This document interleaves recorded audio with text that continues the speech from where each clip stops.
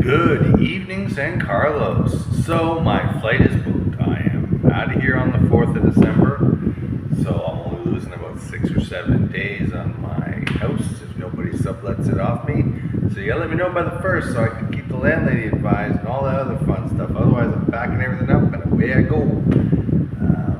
I don't know where I'm gonna store my van yet if I don't sell it. But I'll figure that out as I got a 2-week window to go. And these are going to be fun 2 weeks because I'm doing a lot of crazy shit. I got to go to Bacolod, Bacolod, there's no A at the end of it. I got to go down to Dumaghetti, and I'll be riding the motorbike in both directions. So it'll be great, great vlogs. So lots of beautiful scenery. I'm leaving early in the day. And as soon as I can afford to, I'm going to buy a little mount to put on the bike so I can actually do videos on the camera, kind of like Carefree Chris and some of the other great bloggers in the area and chat when they go biking. I know people have already seen everything because they've already done these routes, so I guess I'm not really being that unique. But you get the unique perspective of the captain, right?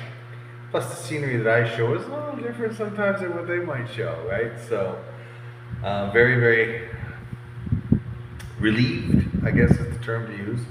I got the ticket to go back, and I paid the electric bill today, so that's also relief. Only real issue I'm suffering is I'm short about 2,000 pesos to reserve my rental car because I'm not sure if I have anybody who's going to come pick me up at the airport. And it's winter. I arrive at 7 a.m. On the 5th or 6th. Oh, shit, I should check that. It's the 5th or the 6th for you folks watching. I arrive on the 5th at 7 a.m. of December. So it's one of those things where I should be able to locate a ride. I mean, I can always use a foreigner off Kijiji like I did last time. And I'm not going to go and surprise the family this time like I did last time. I've already seen how they live. They can do whatever they want to try and hide it. I don't care. I've got a clean trailer that's been locked down, isolated. The other side of the property, I'll just stay in it. People say, "Oh, it's cold in the trailer, Jimmy." Fuck it, I'll sleep with a sweater on. I got military grade sleeping bags and shit. I'll be just fine, right? Fish orders are coming in like mad, so that's really giving me confidence too. I don't have my ticket home yet. Now that I booked this ticket, I am going to look at what the prices are like, because as I was joking with my new American friend Dale tonight, he was showing me prices. He's like, "Yeah, look at how cheap and look how expensive close to New Year's." Yes, flying back on the 2nd of January is going to be outrageous, but I'm hoping flying back on the 6th or 7th isn't so bad. Now, on the side of that, I'm not going to spend $1,000 to fly back and then be broke again when I get here. I'm only staying until middle of April, and then hopefully me and the family unit are going back so I can do the summer fish, right? Other side is I applied to a lot of camp jobs. Now, a lot of them already sent me emails saying no thanks, right? I guess, I don't know why, realistically for things like kitchen jobs and shit, they're desperate for guys who can piss clean. I piss clean. I don't have any bad habits. I don't do any drugs. I don't even really drink that much. So I thought I'd be a shoo-in with my level of experience, but I guess not. So we'll see if any of the other ones apply or don't apply. It's fine, because my real plan is just to go back, take care of business over the holidays, and then come back. That is my plan. And part of why I went out tonight with Dale is I took him to, that place above the bus terminal. People who watch this blog know I really want to set up there. I took him down to the boulevard. I showed him a few of the empty spots I was looking at. And one of my plans, if I still have the van, I was putting everything in the van, even the motorbike fits in the van, and parking that in a commercial spot somewhere. I saw several south of here, so when I'm driving to Bacolod, I'm going to keep my eye open for cheap rentals. When I'm driving to Dumaghetti, I'm going to keep my eye open for cheap rentals. Something in the 3,000 peso a month. You do the math, that's ridiculous. It's under $100. So to pay that, to have my vehicle locked in a building that I can just drive the vehicle into and then pull down the metal door and lock it, it's a no-brainer, right? So I'm really looking at it that way, I'm going to leave keys with my woman, obviously, so that if for some reason I can't make it back, she can go and liquidate the equipment or whatever. But I'm pretty confident I'm coming back. I'm pretty confident that the business will reopen when I get here.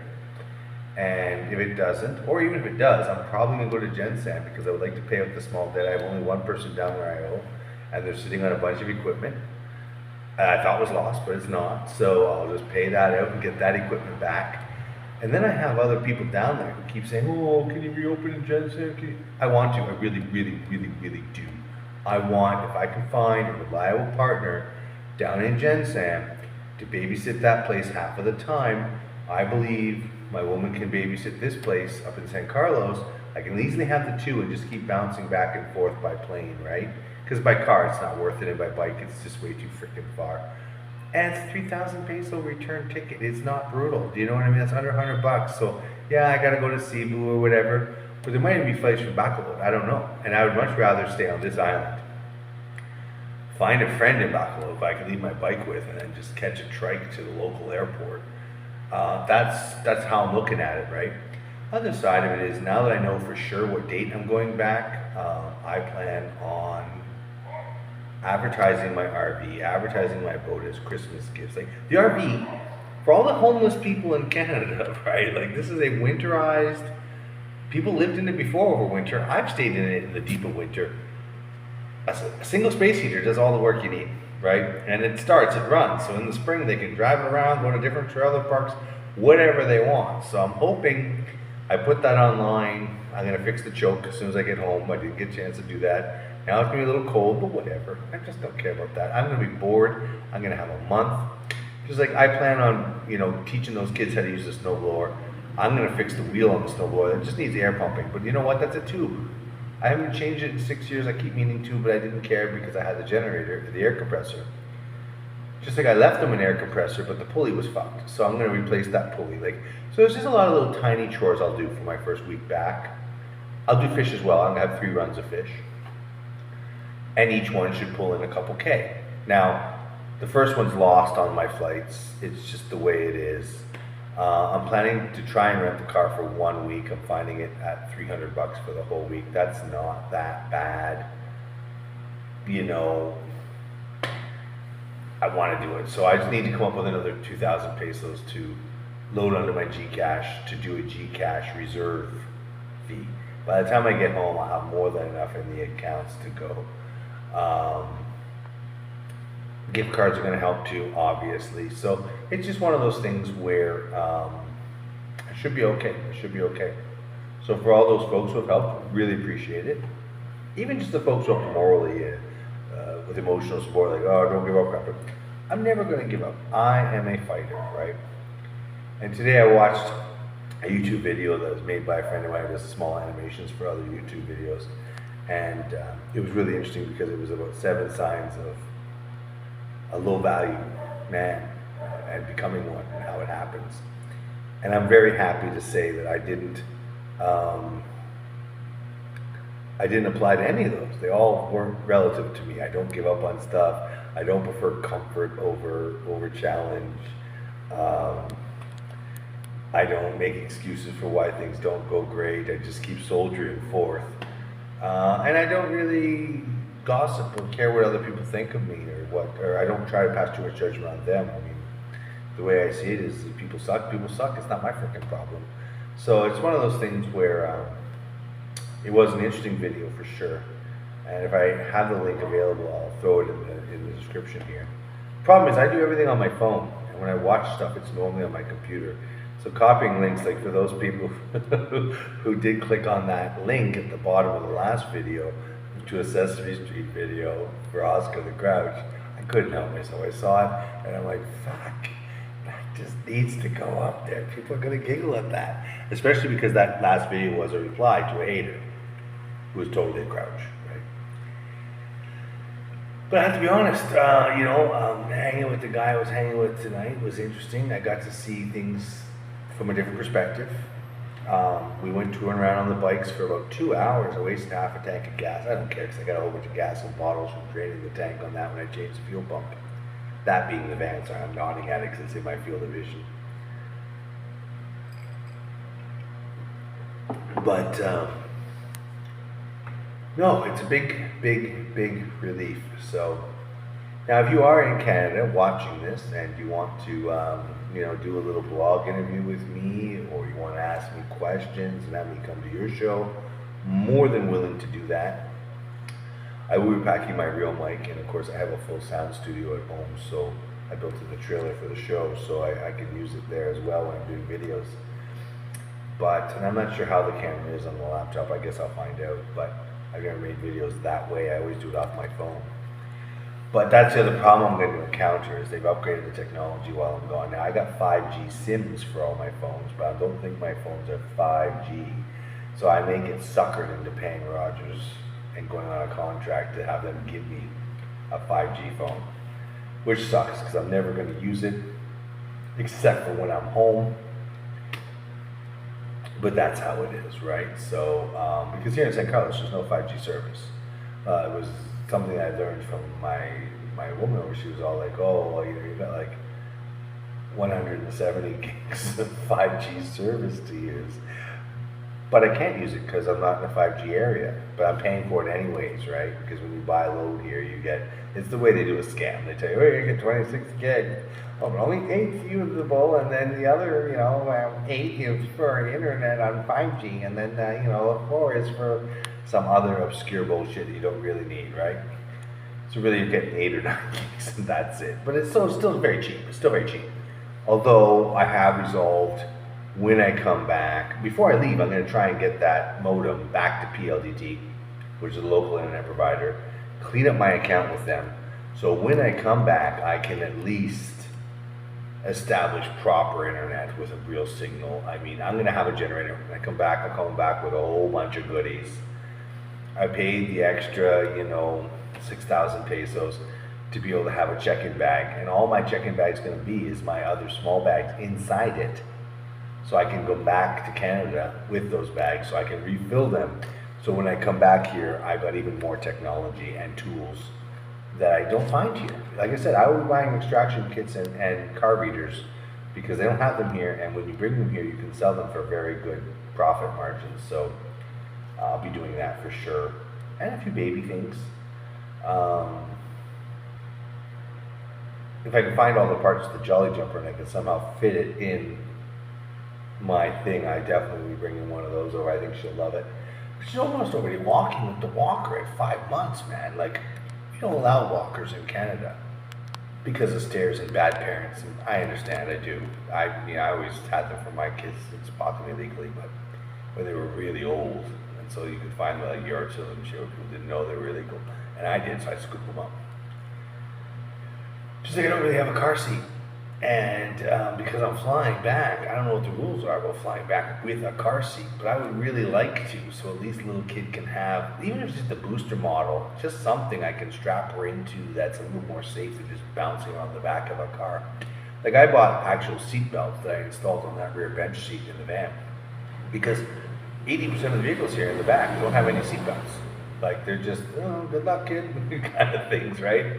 But considering they'll put 3 kids balanced on their feet on the motorcycle seat as they drive all crazy down the street, man, they're not really all that worried. I mean, the kids are wearing helmets, right? I was trying to get a helmet for Adora. I at least want to get her some little goggles so she's not getting wind in her eyes. But just Coke, folks, in case you're like, oh, you're sitting there drinking. No. There's no celebratory drinks for me. A couple of reasons. 1, it wastes money. 2, it causes grief with the woman. And 3, I gotta get up early tomorrow. I mean, I'm up late now because of the time difference between here and Canada, so I can deal with orders and reply to people back promptly and things like that, because I want them to make sure they understand I am in fact coming back and, I'm here to serve kind of thing. Other side of it is I'm trying to organize with my suppliers. So literally, like, I was tempted to fly into Montreal, but to fly into Montreal was like an extra $200. I couldn't get a ticket under $700 into Montreal. Yet I got tickets in the 500 and change range to Ottawa. So fuck it. I live near Ottawa. It just makes sense. I'll land in Ottawa. If I get a rental, great. If I don't, I'll get one a few days later, and I'll do that first fish run that first week, right, the 9th or whatever. But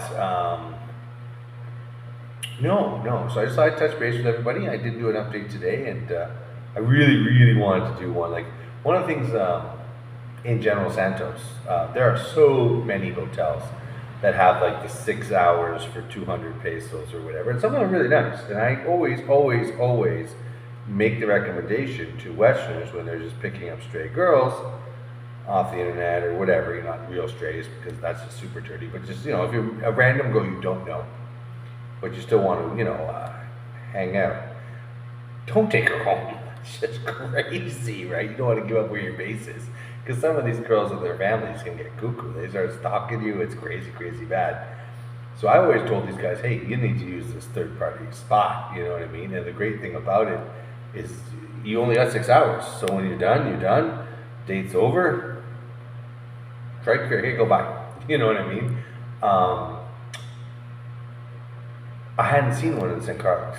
I didn't think they existed here, but my friend took me to one that he got stuck living in during the blackout, and they have a generator and power, and it wasn't really skizzy at all. Now, I mean, 2 or 3 of the ones in Jensen are ridiculously nice too, like the Alamo and stuff are really, the Almita, sorry.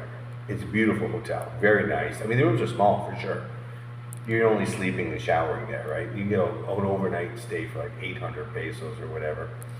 I'd get a better deal with other hotels only because I'm the captain and I make relationships, right?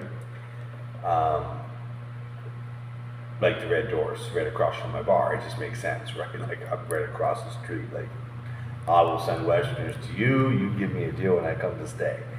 And they do. So when I do go back to Jensen, my plan would be probably to book for a week. If I go with the family unit, I'll probably book at the one that I originally was at, only because the room is huge. Whereas the one that's near my bar was kind of smaller. I think having all 3 of us in there would be a pretty tight fit, our luggage, our stuff. Whereas the other one, like I said, it was a joke. Like there was just so much extra room. I could have put a whole living room set in there, and it wouldn't have been crowded even above and beyond what they give you as furniture, which is not much, but it is what it is, right? Price is the same. But yeah, so my plan is definitely to come back, coordinate all my bars, get at least one solid, awesome location going. So if I can't bring the missus with me on Easter, that's fine. There's a great bar set up. She knows how to run it. It's business as usual. If she can come with me, great. I mean, I would love to have used her sister, but I guess it's not an option anymore, which sucks, but whatever, it is what it is. And she doesn't really want me making new friends or any other connections, but I'm not going to have much choice. I mean, if I take the place above that bus terminal, I already have selected one of the girls who's currently working there to become a manager because she's my inside person. And she's a good girl. She seems nice. So for me, I would rather have somebody that already knows the building, knows all the place, knows who's the riffraff that comes and goes. Because my plan is also at the bottom of that one stairwell, I'm going to have a doorman. And it's going to be 100 pesos just to come up. That will keep all the moochers out. All these guys who come up there and harass people for fucking free drinks. You would change for a coffee? No, man. Walla, walla, walla. That means go away.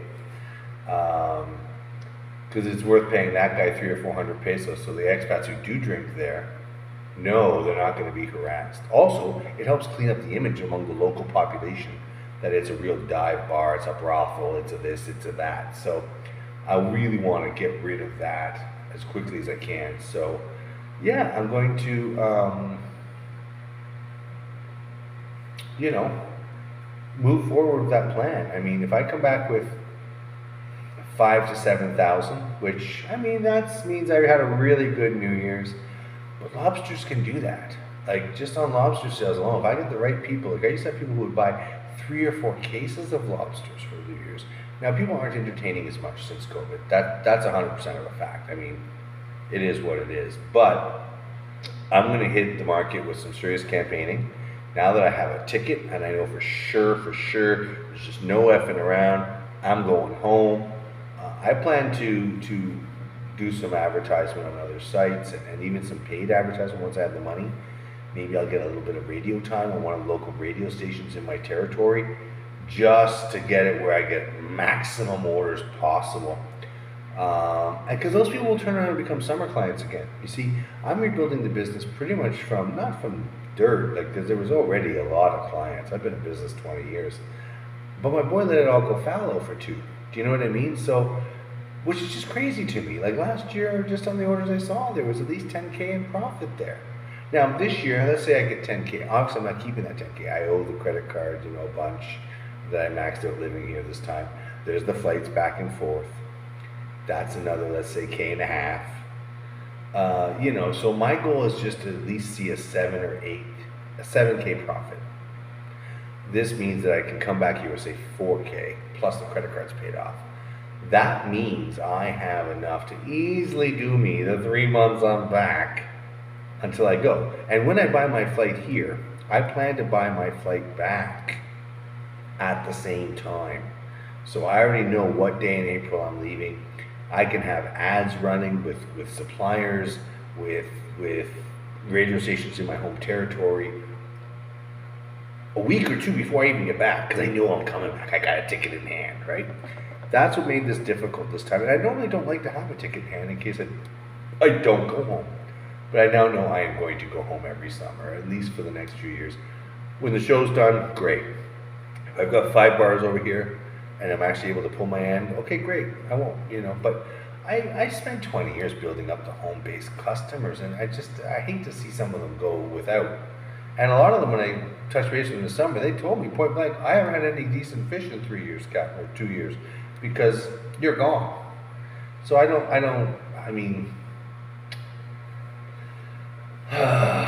it's kind of a life work in that sense, I obviously had other jobs and other things along the way and before that I also care about, but I built personal relationships with a lot of my customers. Like, I know their kids, I watch their kids grow up. Sometimes some of them, it's their kids' weddings I'm doing all the seafood for. And now they're customers in their own private lives. Like, so generational clients like that. Like, I just don't understand why the boy threw that all away. It's just crazy to me. But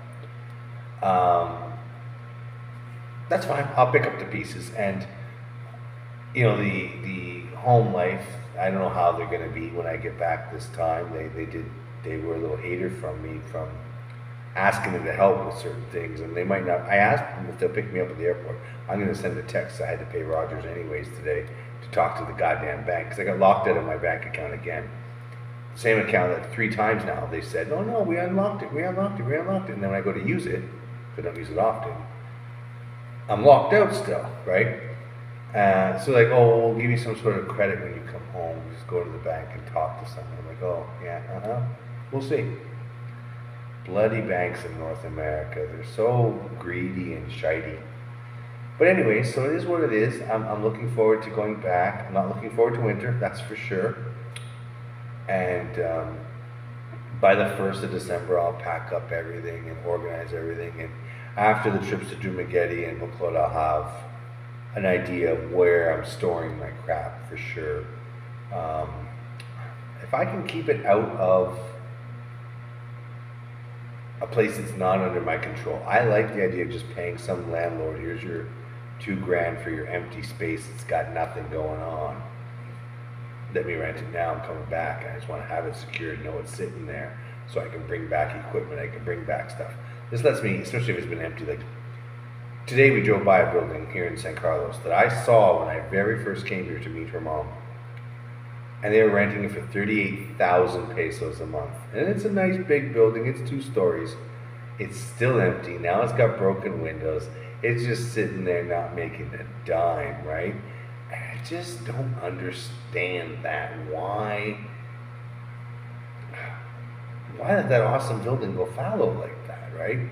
It's over near a popular place called Mr. C's on the inside, because there's Mr. C's on the outside, which I've talked about. Good food, nice guy, whatever. I've never met him, but I mean, his food is acceptable for what's over here. And the atmosphere of the outdoor one is fantastic. I've done videos there. People have seen me in Cal there, Sunshine Shoulders. But no, it's one of those things where, and even those little green booths, those beer huts. Now, I was quoted $15,000 a month to rent one because I'm a white guy. I'm sure if I talk to some of those counselors, or I get my woman to go and ask, that price will drop drastically. I would love to. It's just a booth, so I mean, just like what I'm doing in Gensan. All my seating is outdoor and around. I'd have to get some lean-tos and some tarps and shit. But that's normal over here, right? So as much as we would think that's ghetto back home, it's fine here. It just means you're not doing a lot of business in storms. But the other thing is, obviously I can't bring a generator, but I'm bringing some inverters back, 4,000 watt inverters, right? And you know, I'm just not. I'm never going to go through a blackout like I did this time. Learn and live is really how this is. And even if I just keep the van, it's an expensive ass gas generator if I'm just using that. But if I'm running two 4,000 watt inverters off of a battery bank that's built into that truck and the truck's charging it, I only have to run it a few hours a day to recharge shit, right?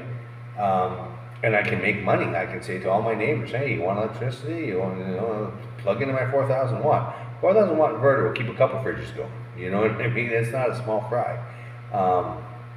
And I run them on 2 car batteries with a generating engine, which was a lawnmower engine. I mean, it was a 9 horsepower, which is the same size as my bike engine, but it ran it. And it's a gas, it's a tiny little gas tank. That tiny little gas tank ran for 3.5, 4 hours. So there are so many things I can do here, but I needed certain tools. Like, I'm bringing my Dremel back and my Dremel kit, 100%. In fact, they don't even have them here. It's crazy to me. They're such a useful tool. There's so much shit with the Dremel. Now, mine's corded, so it's not like it's as great as a criminal tool of a cordless one. And they may not let that here because of the kind of crimes you can commit with a cordless Dremel. But, you know, I have all the bit kit and everything, a 190 bit kit. I'm going to buy extra blades for cutting and stuff just to have them. Because I use it as like a mini grinder on shit. And some bolt's getting stupid with me, I just cut it off and replace it. You know what I mean? So I could use that a couple times now in different little projects. So, no, I'm happy. I've got a plan. I'm going to stick with the plan. I'm going to update you people on the plan. So like, follow, subscribe, and all that other fun stuff. Hit the bell if you can. If you're in Canada and you want to get together, send me a message email. It is showproject2024@gmail.com. If I'm not flying out till the 7th or 8th of January, which is probably at least how it's going to be, I'm not going to try and pay one of those ridiculous January 2nd, January 3rd flights. It could even be January 20th for all I know. But if I've got that kind of gap after the last fish run, which is really on the 2nd or 3rd of January, and really what that is normally I've got 2 or 3 old timers who collect all my extra stuff. They'll buy all the extra crab legs. They'll buy all the extra oysters because I offer it at a deal, just a clear house. Do you know what I mean? So that being said, if I do get that situation, then I have 2 weeks, maybe 3 weeks of doing nothing. Perfect time to go into Western Canada and hang with you Western Canadians. No, I am not going to be doing speaking engagements related to anything political or governmental. I'm just going to say that now. I ran to flack last time and people didn't like that answer. I'm retired from that life. I really am. Like, I like the non-stress of my new life. Yeah, there's still some stress, for sure. But it's not the same. And I'm going to be renewing my passport for 10 years when I'm over there this time. Because I want that. If things go real well, if I finish the show, if, I'm not obligated to go back. Plus, they have rules here. You can't travel with your passport expired within 6 months. And if I leave in April, there's a good chance my passport will expire within that timeline that they want. So I don't want that to be an issue where, like, I land in January and they're like, oh, you only got 8 months or 9 months. No, we're not gonna let you in. Fuck. So it just makes sense. Now, if I have my return ticket in April, I'm hoping that's not going to be an issue, but we'll see. I don't want to take the chance. Worst case scenario, if I don't get to, or there's some sort of other issue with the government entities in Canada or whatever, then I can, I guess, do it next April, because then I'm home again. But we'll see how it is. We'll see how it is. So again, like, follow, subscribe. Appreciate all the donations. Appreciate all the support. Means a lot. And for those folks who are staying here for the holidays, season's greetings. And for those of you back home, I'll see you soon.